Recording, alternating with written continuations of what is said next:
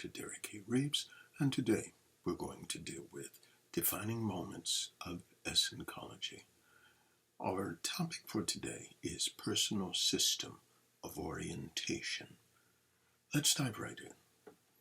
When we talk about orientation, we know that orientation is composed of many different components. Some attribute the hardwiring of DNA. Some attribute specific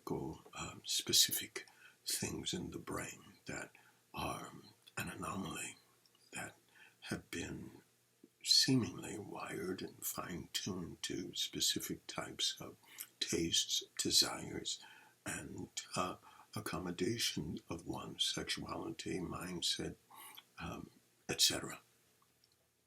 And so when we talk about orientation, because orientation is believed to have a physiological and a genetic mindset, things that are within the brain as well as programming, and that inspiration that comes from programming of parents, families, friends, and socially being connected to an individual's, of course, sexuality and those elements that propagate sexuality. It's kind of hard to determine what is really going on and what really causes orientation. But orientation basically is considered to be the factors that produce specific mindsets, specific desires, and specific feelings. And so orientation primarily is not a choice in the eyes of most scientists and doctors and those who deal with sexuality and behavioral patterns, even some neurologists. But as we look closer at the perspectives and the principles that deal with orientation, we cannot rule out the possibility that specific things in the brain that work along with our thoughts and our focuses are actually some of the culprits that help to fuel orientation and systems of orientation. This is what I mean. There are specific parts of the brain that are connected to or that house what we call the pleasure principle, those things that cause pleasure and actually cause rewards and good feelings, and they help to promote specific things such as habits and even those things as addiction, where the parts of the brain are wired when certain sensations occur, and these sensations relay pleasure to the mind, and the stimulus from the body becomes pleasurable, and this equates as a demand for more of the sensation. And then we have to again look at the aspect of the brain, the reticular activating system, that promotes the engagement of thought on that which we focus on. And so what we focus on, the reticular activating system, promotes more thought and promotes more engagement. It provides a reason and more stimuli to keep thinking, to keep focusing, and therefore to keep bringing this secular or this cyclical aspect of feeling and thinking. And therefore, it's as if the brain is working in alignment with the thinking of the mind to produce this cycle of thinking that keeps growing and growing and growing, and that becomes connected to what we call neural pathways.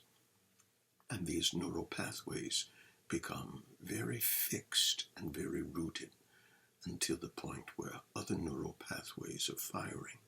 And it's well been known that pathways that fire together, they wire together. And so we look then at orientation.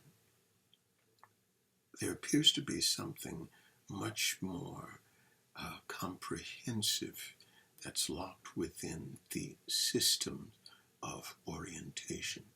And so the personal system of orientation is that mechanism and that process by which one begins to orient and by which one is oriented. And the reason I say by which one is oriented, because something does occur as we continue to focus on things and we derive pleasure, and we continue to focus on them and we continue to derive pleasure. But then there's also something that is orienting the individual to experience the pleasure from specific situations or stimuli that others may not be experiencing.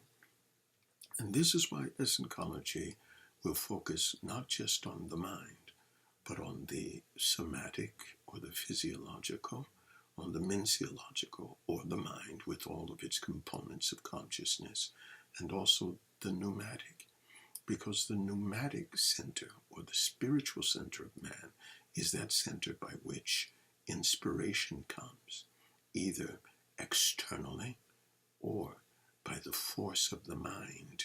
The spirit can inspire the mind and the will to also pursue. There's not enough evidence that deals with orientation to determine whether it is fixed, whether it is simply an external and internal situation that occurs without the aid of the mind or the will, or whether it is hardwired into someone at birth.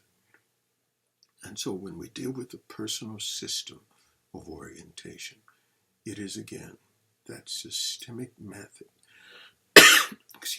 the systemic method by which an individual is now oriented into a set factors of behavior, into set associations to those things which are considered to be pleasurable and those things which are considered to be non-pleasurable, therefore not arousing. And so it is the system by which all men and women, all of mankind, come to adhere to feelings, adhere to behaviors, adhere to those things that lead us into the connection and into relationships and into systemic values that we incorporate as ethical behavior and also incorporate as what we call our systems of ethics, systems of values. I'm out of time. I'm your host, Dr. Derek A. Reeves, and maybe we can come back and deal with this at a later date, but I thank you for joining us. This has been Essencology TV, Defining Moments of Essencology, and I am your host, Dr. Derek A. Reeves. God bless.